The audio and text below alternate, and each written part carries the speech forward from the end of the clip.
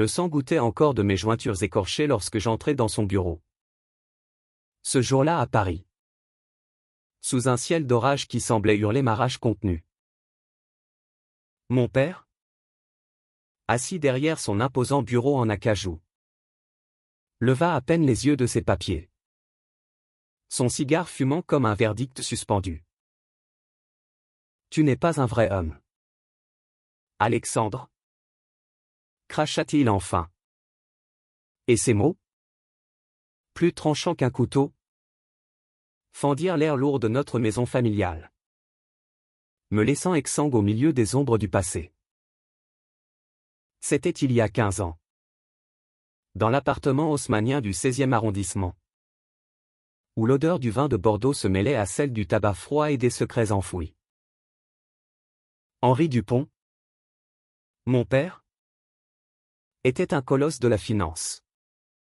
Un homme forgé dans les caves sombres de nos vignobles en Bordelais, où il avait bâti l'empire familial à la sueur de son front et à la dureté de son cœur. À 45 ans, il régnait sur Dupont Vins Internationaux avec une poigne de fer.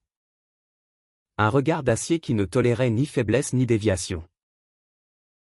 Moi, Alexandre, son unique fils, j'avais 18 ans. Un corps svelte d'adolescent qui se cherchait encore.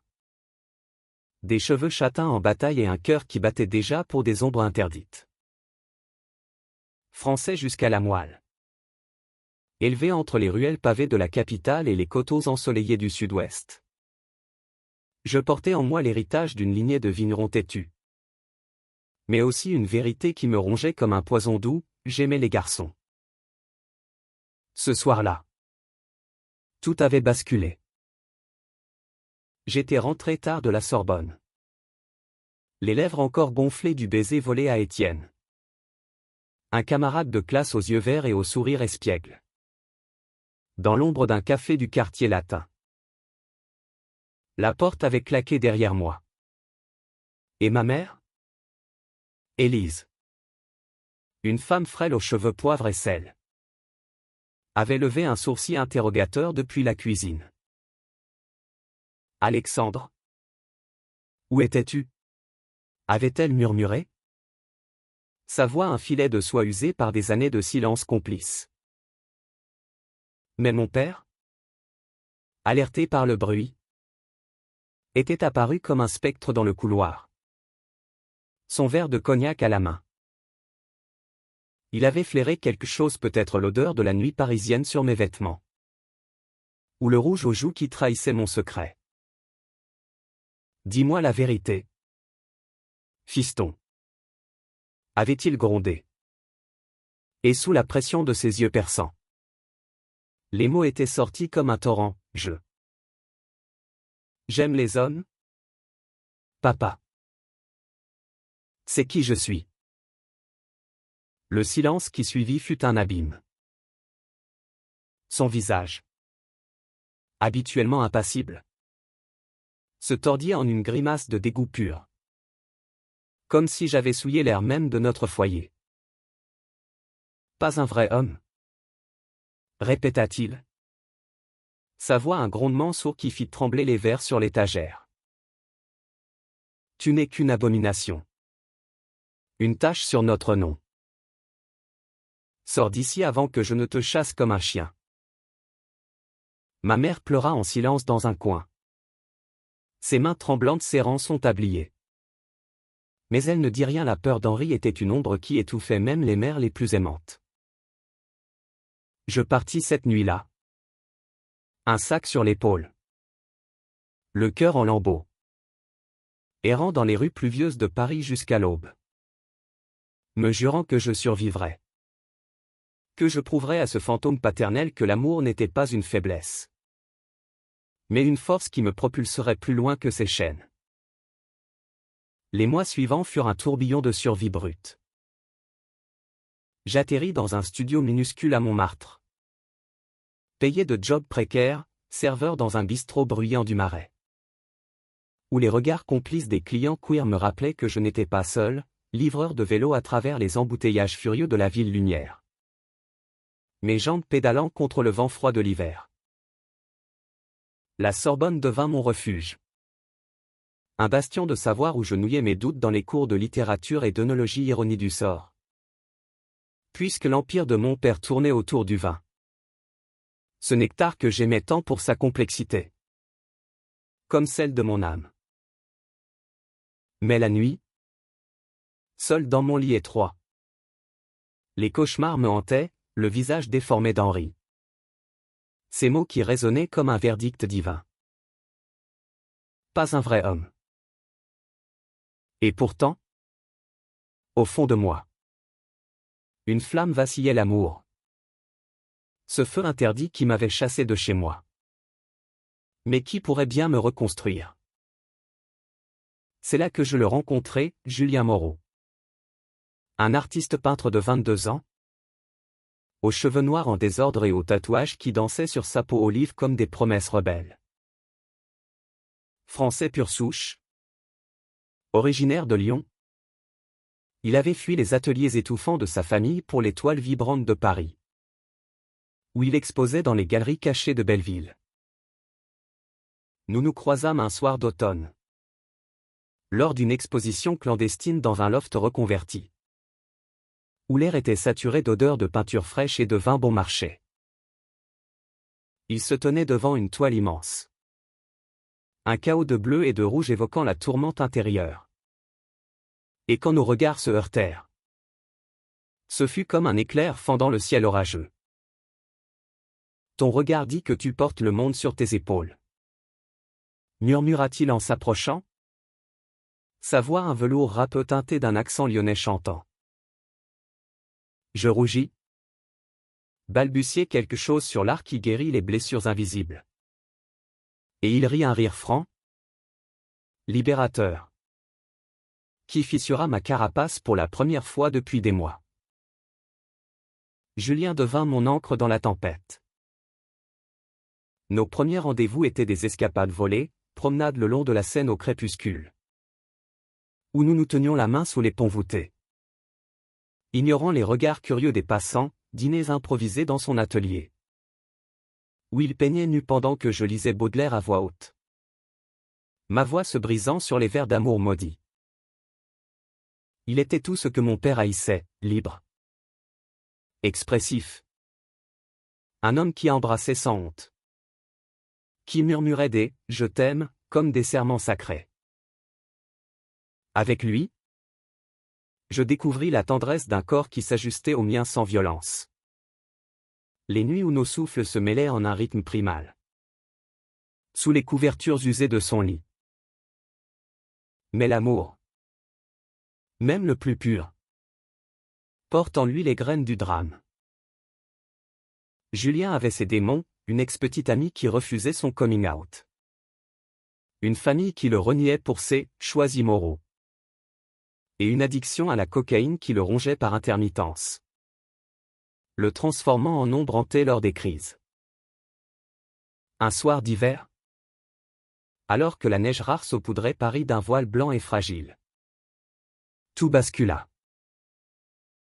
Nous rentrions d'une soirée au cabaret de l'Enfer, un lieu queer mythique du Marais, où les drag queens chantaient des hymnes à la liberté, ivres de rire et de vin. Mais dans une ruelle sombre près de Bastille, trois ombres surgirent, des skinheads au crâne rasé et aux yeux injectés de haine, vomissant leur bile homophobe. Sale pédé, hurla le premier, un couteau luisant à la main. Julien, toujours le protecteur impulsif, s'interposa, son corps frêle tendu comme un arc. Le coup partit vite, une lame qui trancha l'air, entaillant son flanc dans un jaillissement de sang chaud. Je hurlai, bondis, mes poings volant pour la première fois avec une fureur primale. Un craquement d'os, un goût de fer dans la bouche, et ils fuirent, laissant Julien affalé contre le mur, pâle comme un spectre. Les urgences de l'hôpital Saint-Louis furent un brouillard de néons crus et de cris étouffés. Assis dans la salle d'attente, les mains tremblantes, je revivais la scène en boucle, le rire de Julien étouffé par la douleur. Son regard suppliant vers moi. Les médecins le sauvèrent une entaille profonde mais pas mortelle. Mais cette nuit-là, dans la chambre stérile où il reposait, relié à des perfusions, il murmura, « Alexandre, si je meurs, promets-moi de ne pas te cacher. Vis pour nous deux. » Je pleurais, serrant sa main, et dans ce serment, je sentis poindre une résolution farouche. L'attaque n'était pas seulement une agression physique, c'était l'écho de la violence de mon père. De la société qui nous condamnait. Julien survécut, mais la cicatrice sur son flanc devint un rappel constant, l'amour queer était une bataille. Et nous devions nous armer. De retour à la vie, notre relation se teinta d'une urgence nouvelle. Julien peignit une série d'œuvres sombres. Inspiré de cette nuit d'étoiles où des corps enlacés défiaient des tempêtes de l'âme et de ténèbres. Exposées dans une galerie de la rue Vieille du Temple. Elles firent scandale, critiques acclamant leur crudité émotionnelle. Conservateurs les taxant des apologies de la déviance. Moi, je repris mes études avec une voracité nouvelle.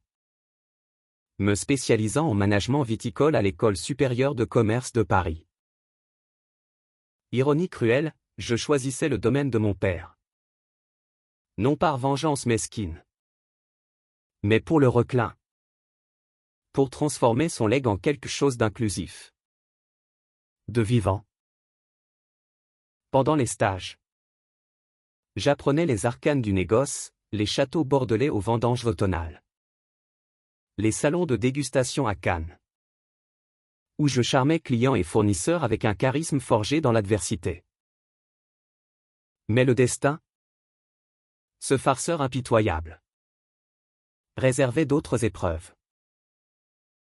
2 ans après l'attaque, Julien sombra dans une rechute, la drogue. Ce démon familier. Le rattrapant lors d'une exposition ratée à Lyon. Où sa famille l'avait publiquement renié. Il disparut pendant une semaine. Errant dans les bas-fonds de la ville lumière. Son téléphone muet comme une tombe. Je le cherchais frénétiquement, nuit blanche à fouiller les bars louches de Pigalle. Appel désespéré à ses amis artistes. Un cœur qui se brisait à chaque impasse. Quand je le trouvai enfin, avachi dans un squat de Belleville. Les yeux vitreux et le corps marqué de bleu. Ce fut une confrontation déchirante. Laisse-moi partir. Alexandre. Gémit-il. Sa voix brisée. Je te détruis. Mais je refusai. Le traînant jusqu'à une clinique de désintoxication à la périphérie de Paris. Où les murs blancs et les thérapies de groupe devinrent notre nouveau front de guerre. Ces mois de reconstruction furent les plus intimes et les plus tendres de notre histoire. Julien, dépouillé de ses masques, se révéla dans sa vulnérabilité nue, un garçon sensible qui peignait pour exorciser ses peurs. Qui m'aimait avec une férocité poétique. Nos soirées dans la clinique se transformaient en veillées d'âme, je lui lisais des lettres de Rimbaud. Ce poète maudit dont l'amour pour Verlaine résonnait comme un miroir de notre propre tourment, il esquissait mon portrait. Capturant la courbe de ma mâchoire. La lueur déterminée dans mes yeux. Lentement. Il guérit pas d'un coup. Mais par paliers fragiles. Soutenu par mon amour inconditionnel. Et moi. En parallèle, je gravissais les échelons, un premier poste junior chez un concurrent de Dupont-Vin. Où mon expertise en marchés émergents attira l'attention. À 25 ans, j'étais Alexandre Dupont. Le prodige queer qui négociait des contrats en Asie avec une assurance née du rejet. Pourtant, le fantôme paternel planait toujours. Ma mère, Élise, m'écrivait des lettres sporadiques. Des missives parfumées de lavande bordelaise. Où elle glissait des nouvelles laconiques, ton père tousse beaucoup ces temps-ci. L'entreprise vacille sans un héritier fort. Je les lisais au petit matin. Un café amer à la main. Et une colère sourde montée non plus destructrice, mais transformatrice. Julien, sentant mon tourment, m'encouragea, reprends ce qui est tien. Mon amour. Montre-lui que ton pas un vrai homme est le plus grand des hommes. Ces mots devinrent mon mantra lors des entretiens d'embauche. Des voyages d'affaires où je défendais des partenariats durables. Intégrant des clauses pour l'inclusion LGBTQ+ dans les fournisseurs. Le point de rupture survint 5 ans plus tard. En 2020, au cœur de la pandémie qui enveloppa le monde d'un voile de silence oppressant. Henri, affaibli par un cancer foudroyant, appela enfin sa voix. Jadis tonitruante. Réduite à un murmure rauque au téléphone. Alexandre. Reviens. L'entreprise coule. J'ai besoin de toi. Je raccrochai, le cœur battant. Et passai la nuit dans les bras de Julien. À peser le pardon contre la fierté. Paris. Confiné. Semblait un théâtre figé, les rues vides. Les vignobles en friche. L'empire familial au bord du gouffre. Julien. Désormais sobre et florissant avec une exposition solo au Centre Pompidou. Posa sa main sur mon épaule, va. Pas pour lui. Pour toi. Pour nous. Le retour à Bordeaux fut un voyage initiatique, le TGV filant à travers les champs jaunis. Mon reflet dans la vitre superposant l'adolescent brisé à l'homme que j'étais devenu 30 ans. Costume sur mesure. Une alliance discrète à l'annulaire. Symbole de notre union civile célébrée l'année précédente dans un petit mairie du Marais. Le château familial. Perché sur les collines de Saint-Émilion. M'apparut comme un géant endormi, vigne en deuil. Employés inquiets. Et au centre, Henri. Amaigri dans son fauteuil roulant. Les yeux caves mais toujours perçants. Tu es venu? Croassa-t-il. Une lueur de surprise dans la voix. Je m'assis face à lui. Sans amertume. Et lâché, oui. Père. Pas pour ton pardon, mais pour sauver ce que tu as bâti. Et pour te montrer que je suis plus homme que tu ne l'as jamais été.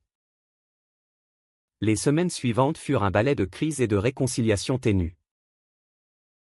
Le cancer rongeait Henri, mais son esprit luttait encore, dictant des stratégies obsolètes depuis son lit.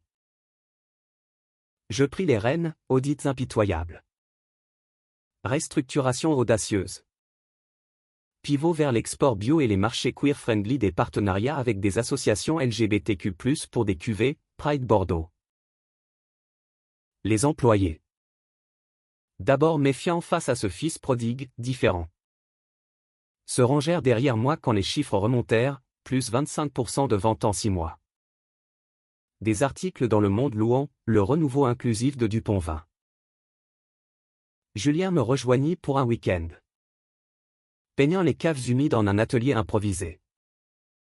Et pour la première fois, Henri le vit non comme une menace, mais comme l'homme qui avait forgé mon acier. La fin arriva doucement. Un soir d'été où les lucioles dansaient dans les vignes. Henri, lucide pour la dernière fois, me convoqua dans la bibliothèque au rayonnage croulant sous les grimoires jaunis. Alexandre, dit-il. Sa main parcheminée serrant la mienne. J'ai eu tort. Tu es mon fils. Un vrai homme. Les mots, tant attendus, coulèrent comme un vin millésimé. Doux amer. Il mourut 2 jours plus tard. Paisiblement. Et à son enterrement, sous un ciel bordelais azuré, je prononçai l'éloge, non de regret, mais de leçon l'amour qui transcende les jugements. La force née du rejet. Aujourd'hui, à 35 ans, je dirige du Pont-Vin depuis mon bureau parisien, avec vue sur l'Arc de Triomphe. Julien, mon époux de fait, expose ses toiles dans nos salons. Et ensemble, nous élevons une fille adoptive. Léa, une petite franco-vietnamienne de 7 ans au rire contagieux, qui nous appelle Papa 1 et Papa 2. L'entreprise prospère, inclusive. Un phare pour les âmes queer du monde entier. Et quand je verse un verre de notre cuvée signature, je pense à Henri non avec rancune, mais avec une tendresse conquise. Car être un vrai homme, ce n'est pas plier sous le poids des attentes, mais les briser pour danser librement dans les ruines. Les racines de notre empire s'enfonçaient profond dans le sol argileux du Bordelais. Là où les cépages Cabernet Sauvignon et Merlot s'entremêlaient comme des amours interdites, produisant des nectars robustes qui avaient conquis les tables des présidents et des rois. Henri avait hérité de ces terres de son propre père. Un vigneron bourru qui avait survécu aux 2 guerres mondiales en serrant les dents et en taillant les vignes avec une rage silencieuse. Mais mon père, lui, avait transformé l'héritage en machine, usine de mise en bouteille à Libourne, bureau à Londres et New York. Un réseau de distributeurs qui irriguait l'Europe entière. À la maison. Pourtant, il n'était que ces vérités dîners où l'on parlait chiffres et contrats. Jamais de cœur ou de rêve. Ma mère, Élise, une Parisienne transplantée, tentait d'adoucir les angles avec ses plats provençaux et ses anecdotes légères. Mais Henri la rembarrait d'un regard, les affaires d'abord. Les sentiments après. Enfant, j'étais le prince de ce château fort, chevauchant un poney dans les allées de vigne, apprenant à distinguer un pomerol d'un margot au goût, les mains tachées de terre rouge. À 10 ans, je rêvais déjà de voyages non pour les marchés, mais pour les couleurs du monde. Les saveurs exotiques qui m'attiraient comme un aimant. Mais les premiers signes de ma différence émergèrent tôt, à l'école privée de Bordeaux. Je préférais les jeux calmes avec les garçons aux bagarres rugueuses, rougissant quand un camarade me touchait par accident. Henri, flairant la mollesse, m'inscrivait à des cours de rugby, où je trébuchais maladroitement, le cœur n'y étant pas. Un Dupont doit être fort, martelait-il. Et je hochais la tête, enfouissant mes doutes sous des sourires forcés. Le coming out à 18 ans n'était que l'éruption d'un volcan couvé depuis l'adolescence. À la Sorbonne, Paris m'avait ouvert les yeux, les marches des fiertés le long des Champs-Élysées, où des milliers de corps arc-en-ciel défilaient en chantant « Yalla », me firent comprendre que mon amour n'était pas une malédiction, mais une célébration. Étienne fut le premier un flirt innocent. Des baisers maladroits dans les couloirs de la fac, qui se solda par une amitié tendre quand il choisit une vie hétéro. Mais c'est ce baiser-là qui scella mon exil. Après la dispute, je coupais les ponts avec Bordeaux, ne gardant contact qu'avec Élise via des appels laconiques.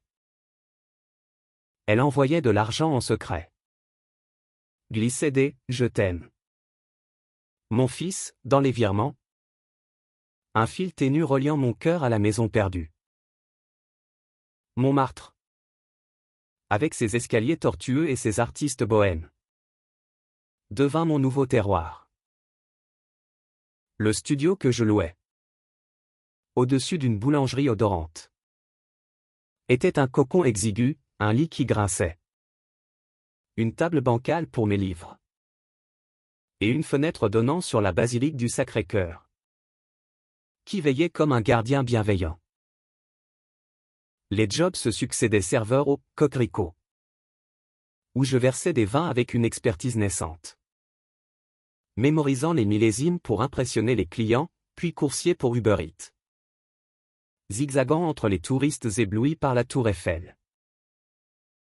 L'argent était maigre, mais la liberté enivrante nuit au « Cox Bar » du Marais, où les draps et les twinks dansaient jusqu'à l'aube, me rappelant que la vie queer était un carnaval résili. Julien entra en scène comme un coup de pinceau inattendu. Son atelier. Un grenier sous les toits de Belleville. Puait la térébenthine et les rêves inachevés, toiles empilées contre les murs. Palettes tachées de couleurs vives. Un chat errant nommé Verlaine qui ronronnait sur un radiateur. Il peignait nu. Torse bombé et cuisses musclées d'un ancien cycliste. Et quand il se tourna vers moi ce soir-là, une traînée de bleu outre-mer sur la joue. Je sentis mon pouce emballé. Tu ressembles à un personnage de Proust. Perdu dans le temps?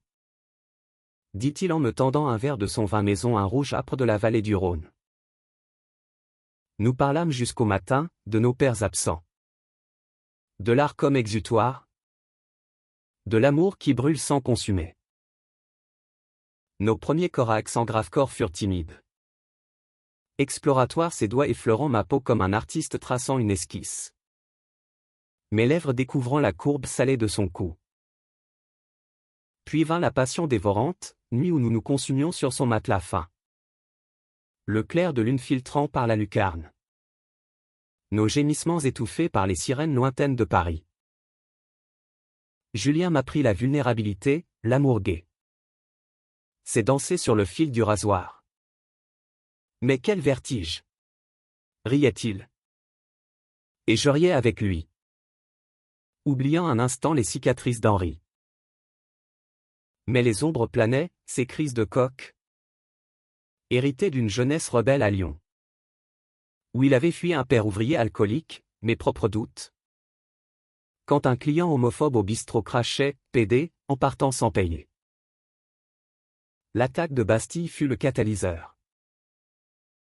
Ces skinheads, vestiges d'une France oubliée, surgirent de nulle part, peut-être alertés par un regard trop tendre échangé au cabaret. Le leader, un colosse tatoué d'une croix gammée effacée, brandit son couteau comme un étendard de haine. Julien chargea, poing nu, et la lame s'enfonça, un cri déchirant qui me glaça le sang. Je ripostai avec une fureur animale, un coup de genou dans l'aine du premier. Un crochet qui brisa le nez du second. Avant que le troisième ne s'enfuît en jurant vengeance. Du sang partout. Le nôtre et le leur. Et Julien s'effondrant dans mes bras. Murmurant, tiens bon. Mon amour, avant de sombrer. À l'hôpital. Les heures s'étirèrent en éternité. Les flics vinrent prendre ma déposition, un rapport banalisé. Bagarre de poivreaux, selon eux. Malgré nos plaidoiries pour un crime haineux. Julien émergea après une transfusion. Pâle mais vaillant. Et nourrîmes faiblement de l'ironie, blessé pour un baiser. Sauvé par l'amour. Sa convalescence fut un cocon forcé, je cuisinais des potages dans mon studio. Lisais des romans lesbiens gays pour le distraire. Et nous faisions l'amour doucement. Redécouvrant nos corps comme un territoire reconquis. Mais l'incident planta une graine de militantisme, Julien intégra Inter-LGBT. Peignant des affiches pour la marche des fiertés, moi. Je m'engageais dans des forums étudiants sur l'inclusion en entreprise. La rechute de Julien frappa comme un orage d'été soudaine. Violente, laissant des débris partout. L'exposition à Lyon. Dans la galerie familiale qu'il avait jadis chassée. Raviva les fantômes, sa mère. Une bourgeoise pincée. Feignant l'ignorance, son frère. Un cadre homophobe. Ricanant dans un coin. Tu n'es qu'un clown. Julien. Avait-il lancé? Et les lignes de coq suivirent. Poudré sur une table de marbre pour noyer la honte. Il rentra à Paris brisé. Et quand il disparut? Ce fut le vide absolu, mon monde sans lui. Un Paris décoloré? Ou même la Seine coulait grise. Ma quête fut un périple infernal, bar glauque de Barbès. Où des dealers aux yeux froids secouaient la tête, hôpitaux bondés. Où les infirmières compatissantes fouillaient les listes, un appel anonyme d'un ami commun. Me guidant vers ce squat puant l'urine et le désespoir. Julien était là. Recroquevillé sur un matelas souillé. Les veines bleues saillant sous la peau. Marmonnant des excuses incohérentes. Je suis un poison. Alex. Laisse-moi. Mais l'amour n'est pas rationnel, je le portais presque jusqu'à la clinique de Nanterre. Un centre discret pour addiction queer. Où les thérapeutes parlaient sans jugement de trauma et de résilience. Les séances furent un exorcisme partagé. Julien. En cercle de parole. Confessa ses abysses, l'enfance volée à coups de ceinture. Le 1er juin à 16 ans pour oublier un baiser refoulé avec un cousin. Moi? J'y allais aussi déballant le venin d'Henri. Les nuits solitaires post-exil. La peur viscérale de l'abandon. Ton père t'a rejeté? Mais il t'a libéré? Me dit le psy. Un homme mûr aux lunettes rondes. Et pour la première fois. Je vis la vérité, le bannissement comme cadeau empoisonné. Forgeant mon indépendance. Julien et moi émergîmes changés lui. Sobre depuis 200 jours. Exposant des œuvres lumineuses sur la guérison, moi. Diplômé avec mention. Embauché chez Vignoble Laurent. Un rival bordelais. Où je réinventais la supply chain avec des algos prédictifs. Nos retrouvailles post-cliniques furent une renaissance. Nous emménageâmes dans un loft du canal Saint-Martin. Mur blanc pour ses toiles. Balcon fleuri pour mes herbes aromatiques. Les matins étaient paresseux, café filtré croissant chaud. Julien esquissant mon sommeil encore ensommeillé. Les nuits. Passionnés. Où nos corps, marqués de cicatrices, se racontaient des histoires silencieuses, ses doigts traçant la ligne de mes abdos. Mes lèvres explorant la tatouage d'un phénix sur son épaule. Symbole de nos renaissances. Nous parlâmes mariage, pas l'union sacrée des hétéros. Mais une célébration laïque. Avec drag queens et 20 millésimés. Et Léa? Elle arriva plus tard. Un rayon adoptif via une asso. Mais déjà? Nous rêvions d'une famille tissée d'amour pluriel. Professionnellement? Je grimpais vite. À Vignoble Laurent. Mon projet de blockchain pour tracer les vins éthiques zéro pesticides. Soutien aux vignerons LGBTQ+ en Afrique du Sud fit sensation au salon Vinexpo. Les médias me surnommèrent le millénial du vin. Occultant mon orientation. Mais Julien s'en amusait, bientôt. Tu seras sur Forbes. En smoking arc-en-ciel. Pourtant, les appels d'Élise s'espacèrent. Teint d'urgence, Henri Boitreau. Les actionnaires murmurent. Je résistais. Focalisé sur mon ascension. Jusqu'à ce mail fatal en mars 2020, cancer du poumon. Stade 4. Reviens. S'il te plaît. Le confinement transforma le monde en bulle étouffante. Paris verrouillé. Je négociais à distance. Zoomant avec des clients masqués. Tandis que Julien peignait des scènes apocalyptiques villes fantômes sous des cieux viraux. Le TGV vers Bordeaux fut surréaliste, gare vide. Masques obligatoires. Mon cœur masqué de doute. Au château. L'air était lourd de médicaments et de regrets, Henri. Relié à une bonbonne d'oxygène. Me toisa d'un œil fiévreux. Tu as changé. Grogna-t-il. Plus dur. Je hochai la tête, c'est l'amour qui m'a forgé. Père. Pas la haine. La bataille pour l'entreprise fut épique. Chiffres en chute libre, salons annulés. Export bloqué. Je imposais des coupes draconiennes, licenciements ciblés. Pivot vers le commerce avec des box, vin et solidarité. Julien. Via Visio. Conçu des étiquettes artistiques, bouteilles gravées de motifs queer. Vendu aux enchères pour Act Up. Henri observait. D'abord réticent, du gaspillage sentimental. Puis, voyant les commandes affluer, il céda, peut-être que tu sais ce que tu fais. Fiston. Sa confession finale. Ce soir-là sous les étoiles bordelaises. Fut un baume. J'ai eu peur. Alexandre.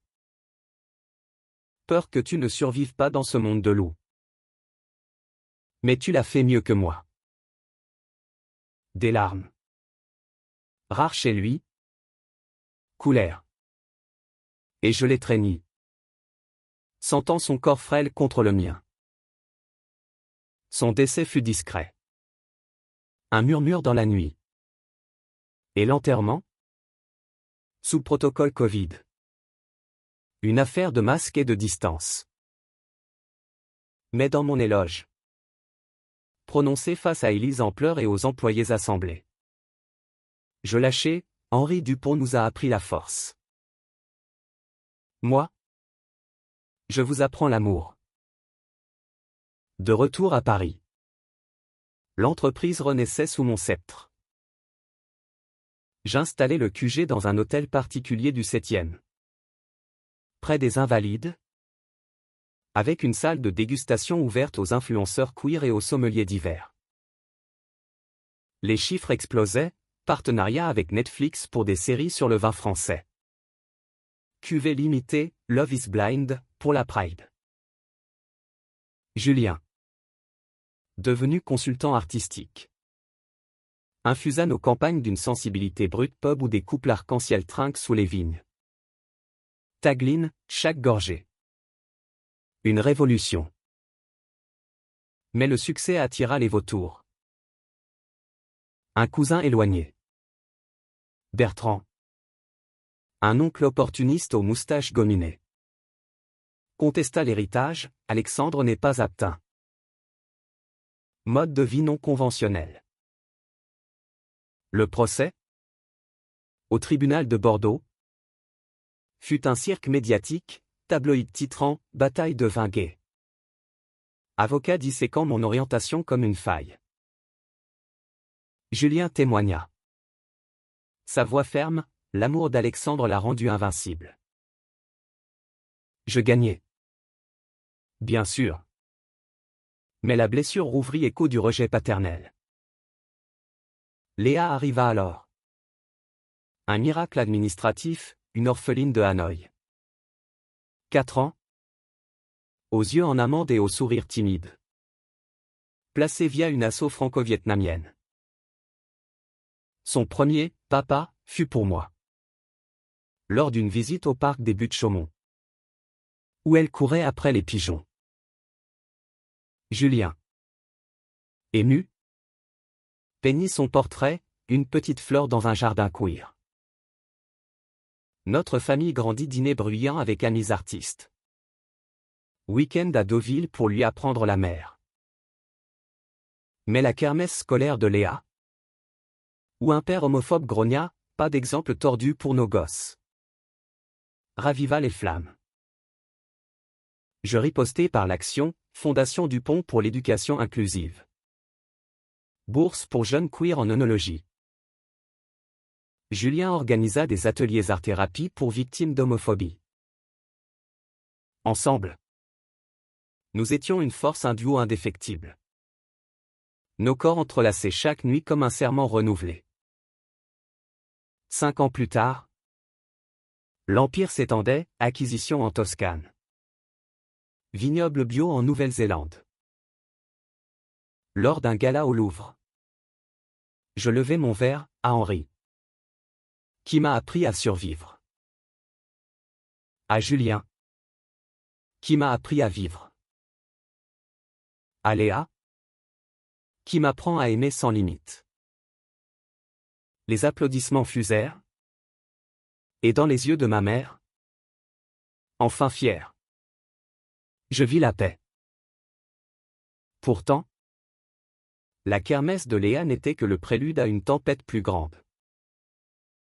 Un scandale éclata, un fournisseur bordelais, un vieux vigneron conservateur, fut surpris en train de discriminer nos employés queer salaires inférieurs.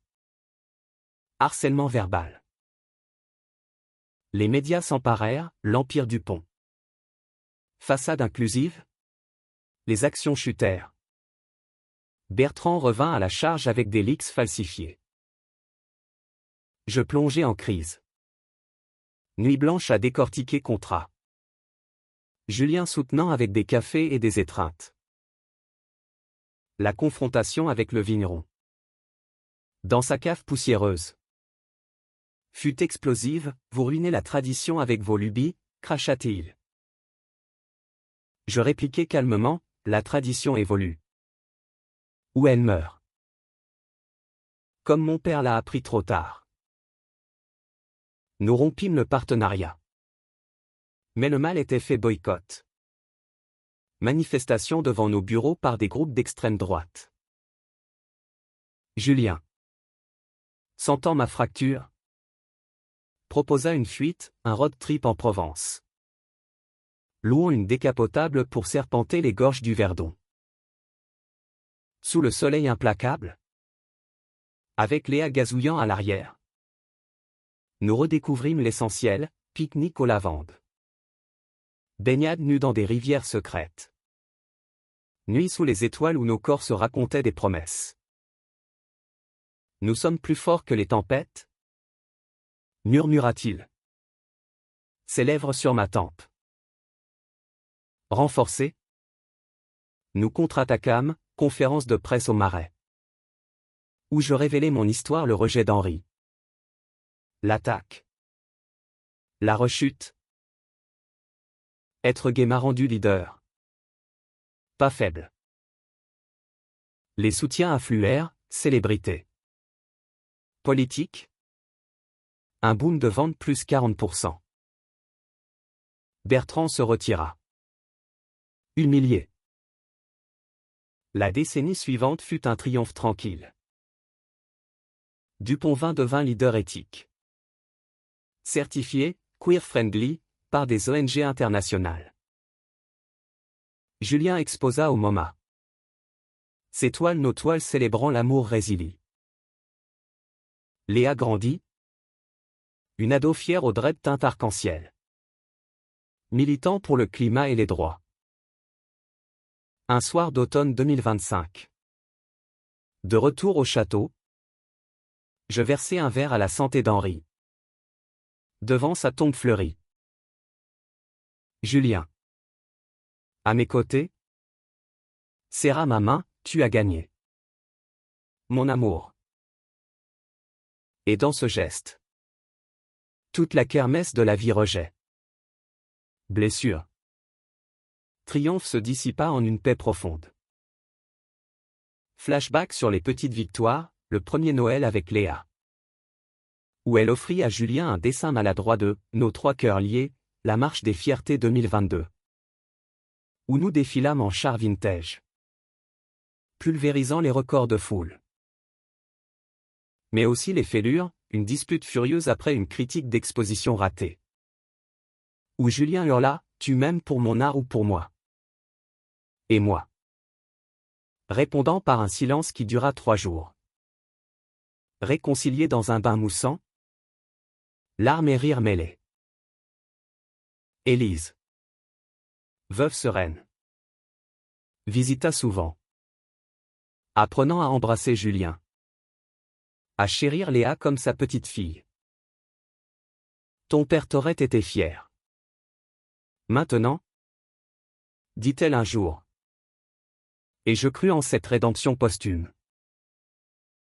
Aujourd'hui, à l'aube de mes 40 ans, l'entreprise est un legs vivant, vignoble durable. Fondation pour jeunes talents queer. Julien et moi. Grisissants mais passionnés. Dansons encore dans la cuisine au son de Édith Piaf. Léa. À l'université. Étudie l'œnologie, pour reprendre le flambeau.